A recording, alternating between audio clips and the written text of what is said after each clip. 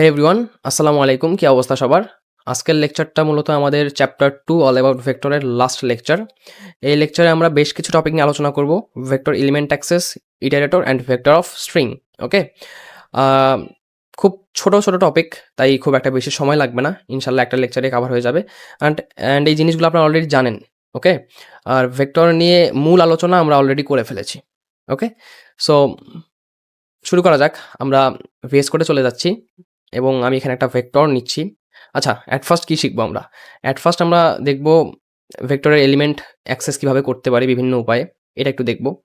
So আমরা vector নিচ্ছি। একটা ভেক্টর নিই, ইন্টিজার টাইপের ভেক্টর এবং আমি এখানে রেখে দিচ্ছি 1, 2, 3, 4, 5 ওকে? দেন আমি ভেক্টরের এলিমেন্ট কিভাবে অ্যাক্সেস করতে পারবো? অ্যারের মতনই, তাই না? ভেক্টর কি? Dynamic array. আর আমরা নরমালি সি প্লাস প্লাসে যে অ্যারেটা ডিক্লেয়ার করি সেটা কি? স্ট্যাটিক অ্যারে, তাই না? আর পাইথন জাভাস্ক্রিপ্টে আপনি নরমালি যে অ্যারেটা ডিক্লেয়ার করবেন সেটা অলরেডি মানে অটোমেটিক ডায়নামিক অ্যারে হিসেবে ডিক্লেয়ার হবে। বুঝতে পারছেন? বাট সি প্লাস প্লাসে সেটা নয়। সি প্লাস প্লাসে আমরা নরমালি যে অ্যারেটা ডিক্লেয়ার করি এটা মূলত স্ট্যাটিক অ্যারে হিসেবে ডিক্লেয়ার হয়। আর সি প্লাস প্লাসে যদি আমরা ডায়নামিক অ্যারে ডিক্লেয়ার করতে চাই ম্যানুয়ালি তাহলে অনেক ঝামেলা পোহাতে হবে সি এবং সি প্লাস প্লাসে। But C plus plus already dynamic array declare করার জন্য আমাদের জন্য একটা STL তৈরি করে রাখছে যার নাম ভেক্টর। আমরা তার মাধ্যমে খুব সহজেই ডায়নামিক অ্যারে ডিক্লেয়ার করতে পারি। এই কথাগুলো বলেছিলাম, তাও তবুও বললাম, সমস্যা নেই। সো আমরা যদি ভি অফ 0 করি, সি আউট, ওকে?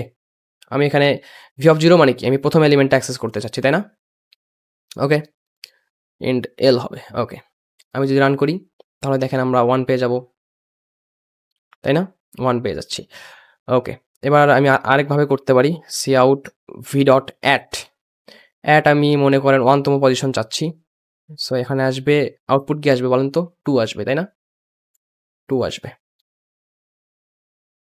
2 চলে আসছে। এবার আমি চাচ্ছি ফার্স্ট এলিমেন্ট অ্যাক্সেস করতে।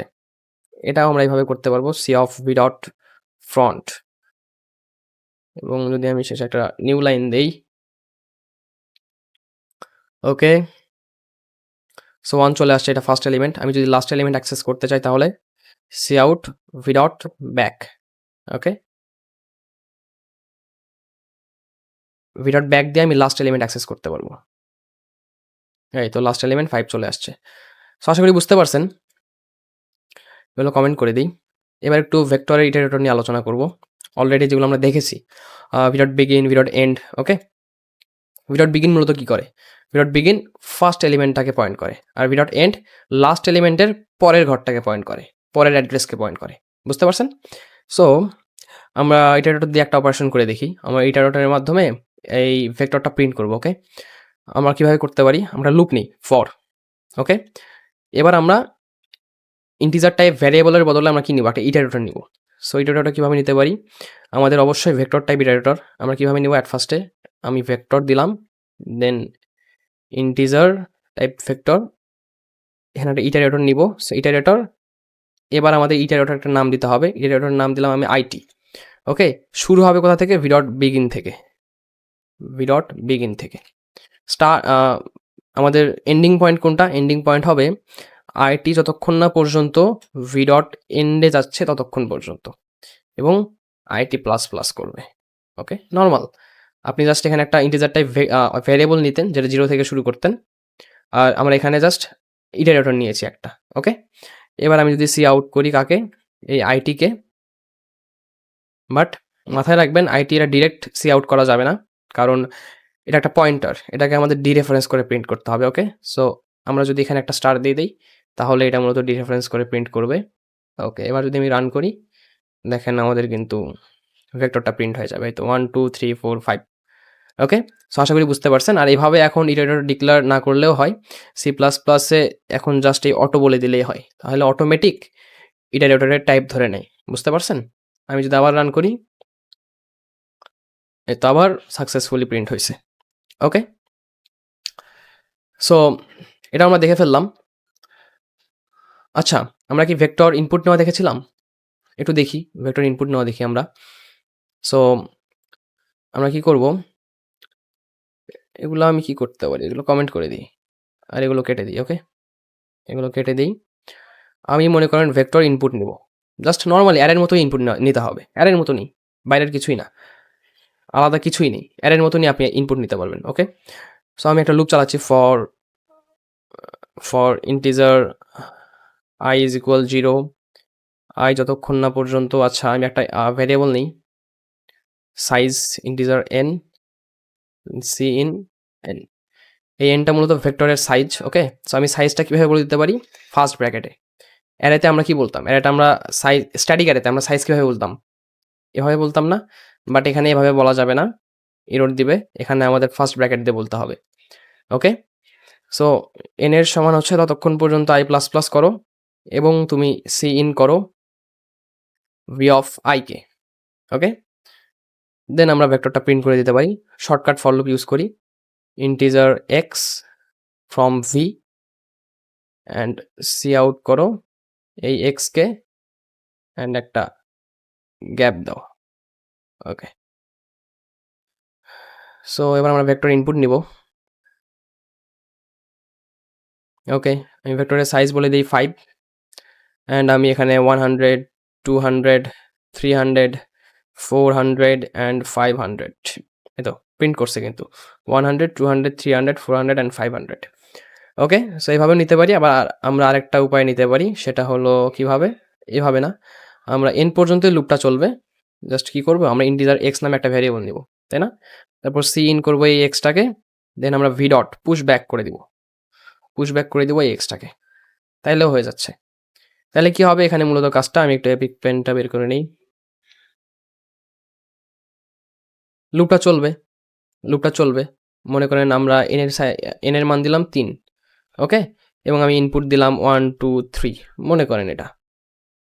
ওকে, সো কি হবে, আমাদের ভি এর সাইজ, ভেক্টরের সাইজ এখন ইনিশিয়ালি কত, 0, তাই না, কারণ আমরা মানে সাইজ তো এখানে বলে দিয়েছি, আমরা যদি এখানে চাই সাইজ নাও বলে দিতে পারি, আমি মনে করেন সাইজ বলে দিলাম না, তাও কোনো প্রবলেম নেই, ভেক্টর নিজের মতো করে সাইজ বাড়িয়ে নেবে।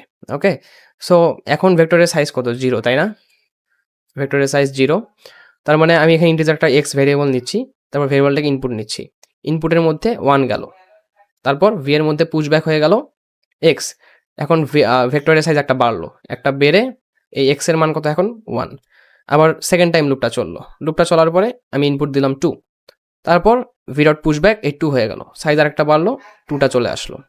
ওকে, তারপরে আমি ইনপুট দিলাম 3, তারপরে হলো কি এই ভিটা পুশব্যাক হয়ে গেল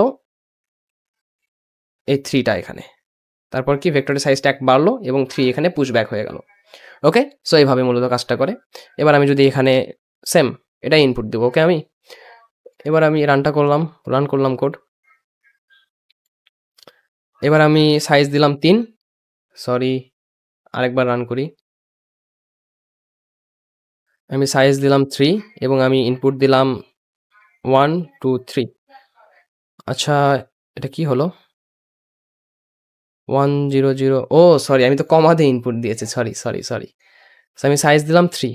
ওকে, এবার আমি ইনপুট দিচ্ছি 1, দেন দিচ্ছি 2, দেন দিচ্ছি 3, এবার আসছে 1 2 3। ঠিক আছে, সো আশা করি বুঝতে পারছেন। এবার আমরা একটু দেখে নেই vector of string. Okay, so এটা আলাদা কিছু না, জাস্ট নর্মালি আমরা এগুলোও কমেন্ট করে দিই। নর্মালি আমরা কি করতে পারি, এখানে ভেক্টর নিব, নেওয়ার পরে জাস্ট এখানে আমরা ইন্টিজার বলে দিতাম না, ইন্টিজার না, এখন জাস্ট আমরা স্ট্রিং বলে দিব, তাহলে হয়ে যাবে। তাহলে আমি এখানে ভি নিলাম, ওকে, দেন আমি মনে করেন ইনপুট নিব for integer I is equal 0, I যতক্ষণ না পর্যন্ত এন এর সমান আসে ততক্ষণ পর্যন্ত আই প্লাস প্লাস, এটাকে কমেন্ট আউট করি। ওকে, সো আমি কি করব, সি ইন করব কাকে, ভি অফ আইকে, তাই না, এবার যদি আমি এইটাই আমি কাট করে নিয়ে আসি, বাট এখানে আর ইন্টিজার দেওয়া যাবে না, এখানে দিতে হবে স্ট্রিং, কারণ আমরা স্ট্রিং টাইপের ডেটা টাইপ প্রিন্ট করবো, তাই না, ক্যাপস লক অন হয়ে গেছে, এখানে বলে দিতে হবে কি স্ট্রিং। ওকে, এবার যদি আমি রান করি,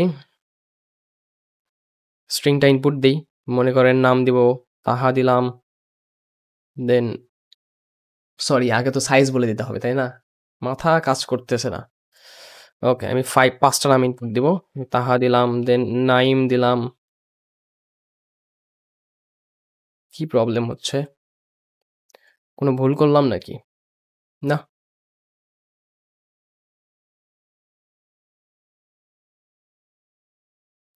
ও সরি, এখন সাইজ বলে দিতে হবে। মেবি। সাইজ না বলে দিলেও তো হওয়ার কথা।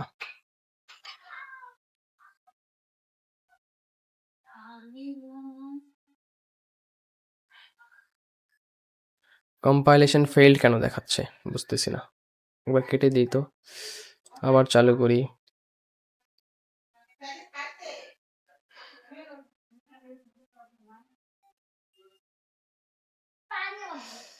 ওকে, এবার আমি রান করি দেখি তো।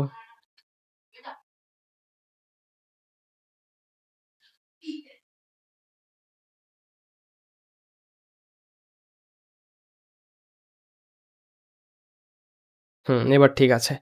তখন কোনো একটা প্রবলেম হয়েছিল মনে হয়। সো আমি সাইজ ইনপুট দিচ্ছি 5 এবং এখানে আমি নাম ইনপুট দিব। তাহা দিলাম, দেন নাইম দিলাম, দেন শায়ান দিলাম, দেন রিফাত দিলাম। আর কি দেওয়া যেতে পারে?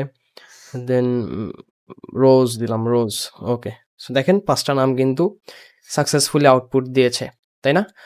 ওকে। সো আজকের লেকচারটা মূলত এই পর্যন্তই। আর এগুলোর কমপ্লেক্সিটি অর্ডার অফ 1 করেই। ওকে।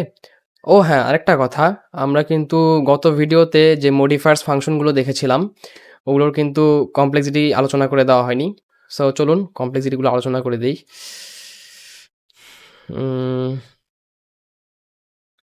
ভুলে গিয়েছিলাম, মনে ছিল না।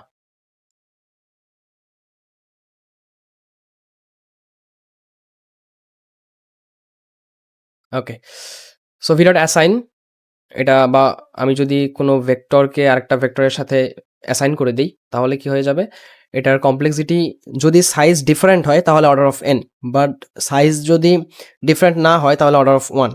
এটা আসলে বিহাইন্ড দ্য সিন কিভাবে কাজ হয় এটা মূলত এভাবেই হয়, আই থিঙ্ক, আমি শিওর না।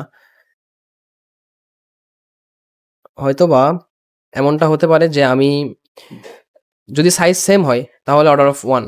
মনে করেন আমাদের কাছে v1 নামে একটা ভেক্টর আছে যার সাইজ 3, ওকে, আর একটা v2 নামে ভেক্টর আছে যার সাইজও 3।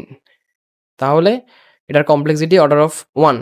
তাহলে হয়তোবা এক এক করে ভ্যালুগুলো সেট করে দেয়, এই কারণে হয়তোবা অর্ডার অফ 1। বাট যদি সাইজ যদি ডিফারেন্ট হয়ে যায় তাহলে হয়তোবা অর্ডার অফ n। তাহলে হয়তো না, তাহলে অর্ডার অফ n। কেন অর্ডার অফ n? এটা মূলত তাহলে লুপ চালায় হয়তোবা করে বিহাইন্ড দ্য সিন, আমি এটা শিওর না, বাট মেবি আমার মনে হইলো। ওকে। সো পুশ ব্যাক এটা অর্ডার অফ 1, এটা সিম্পল। পপ ব্যাক এটা অর্ডার অফ 1। ইনসার্ট এটা অর্ডার অফ n প্লাস কে। এখানে কে হলো মূলত আমরা কয়টা এলিমেন্ট আর কি ইনসার্ট করতে চাচ্ছি, এটা মূলত এটা রিপ্রেজেন্ট করছে। এটা n প্লাস কে কিন্তু, ওকে, এটা কিন্তু n order of n plus K, n plus K. অর্থাৎ এটা কিন্তু কোনো অবশ্যই লুপের মাধ্যমেই করে behind the scene, but nested লুপের মাধ্যমে না। যদি নেস্টেড লুপের মাধ্যমে হতো তাহলে n ইন্টু কে হতো, তাই না? আমি কিন্তু দেখিয়েছিলাম। বাট এটা হয়তো বা এরকম হতে পারে যে উপরে একটা লুপ থাকে, নিচে আরেকটা লুপ থাকে, আলাদা আলাদা, যার কারণে n প্লাস কে হয়তো বা। ওকে। এগুলো মূলত আমাদের লাগবে না তেমন, হ্যাঁ?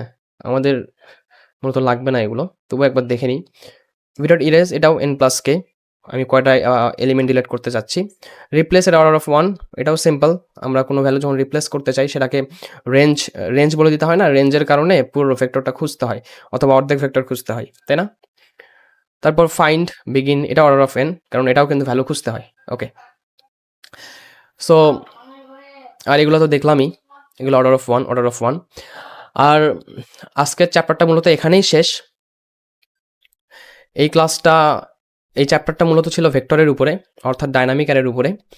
আর এই চ্যাপ্টারের উপরে আমি কোনো প্রবলেম সলভিং রাখছি না আপাতত, কারণ আমরা নেক্সট চ্যাপ্টার থেকে মূলত অ্যাকচুয়াল ডেটা স্ট্রাকচারে চলে যাচ্ছি। ভেক্টর কিছুই না, ভেক্টর জাস্ট ডাইনামিক অ্যারে। ওকে। আপনি পাইথন বা জাভাস্ক্রিপ্টে যে নর্মালি যে অ্যারেটা ডিক্লেয়ার করেন সেটাই dynamic array, but C plus প্লাসে স্ট্যাটিক অ্যারে এবং ডাইনামিক অ্যারে একটু আলাদা। সো এই চ্যাপ্টারের মূল উদ্দেশ্য ছিল আপনাকে বোঝানো স্ট্যাটিক অ্যারে কি, ডাইনামিক অ্যারে কি, হিপ মেমোরি কি, স্ট্যাক মেমোরি কি, এগুলো আপনাকে জানানোর জন্যই মূলত এই চ্যাপ্টারটা ছিল। এছাড়াও আপনি অলরেডি হয়তোবা অ্যারে সম্পর্কে জানেনই। যদি আপনি ডেটা স্ট্রাকচার কোর্স করতে আসেন, আমি আশা করব আপনি অ্যারে সম্পর্কে জানেন। ওকে? সো এই চ্যাপ্টারের মূল উদ্দেশ্য ছিল আপনাকে জানানো যে স্ট্যাটিক অ্যারে কি, ডাইনামিক অ্যারে কি, যদি আপনি না জেনে থাকেন। অনেকেই জানে না স্ট্যাটিক অ্যারে কি, ডাইনামিক অ্যারে কি। সো এই চ্যাপ্টারের মূল উদ্দেশ্য ছিল এইটাই, যে আপনাকে স্ট্যাটিক অ্যারে এবং ডাইনামিক অ্যারে সম্পর্কে জানানো।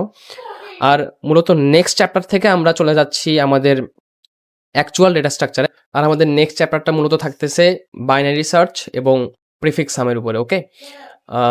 নেক্সট চ্যাপ্টার জুড়ে পুরোটাই আমরা বাইনারি সার্চ এবং প্রিফিক্স সাম শিখব, theory, implementation and problem solving. Next chapter থেকে যতগুলো চ্যাপ্টার হবে, পরের চ্যাপ্টার থেকে শুরু করে প্রত্যেকটা চ্যাপ্টারের শেষে প্রবলেম সলভিং থাকবে কয়েকটা করে। আর এই চ্যাপ্টারে আমি রাখছি না, কারণ আমি রাখার প্রয়োজন বোধ করছি না এখন। কারণ নেক্সট যে চ্যাপ্টারগুলো আমরা শিখব, সেখানে অলরেডি ভেক্টর রিলেটেড বিভিন্ন প্রবলেম চলে আসবে, যেখানে আমাদের ভেক্টরের সাহায্য লাগবে। ওকে? সো এখানে আমি মনে করছি প্রবলেম সলভিং দেওয়ার প্রয়োজন নেই। আর আমরা নেক্সট চ্যাপ্টার থেকে মূলত অ্যাকচুয়াল ডেটা স্ট্রাকচারে মুভ করছি। ওকে? সো আজকে এই পর্যন্তই। আর আমাদের ভিডিও থেকে যদি আপনি উপকৃত হন, অবশ্যই আমাদের চ্যানেলটা সাবস্ক্রাইব করে দিবেন। ওকে? সো আল্লাহ হাফেজ।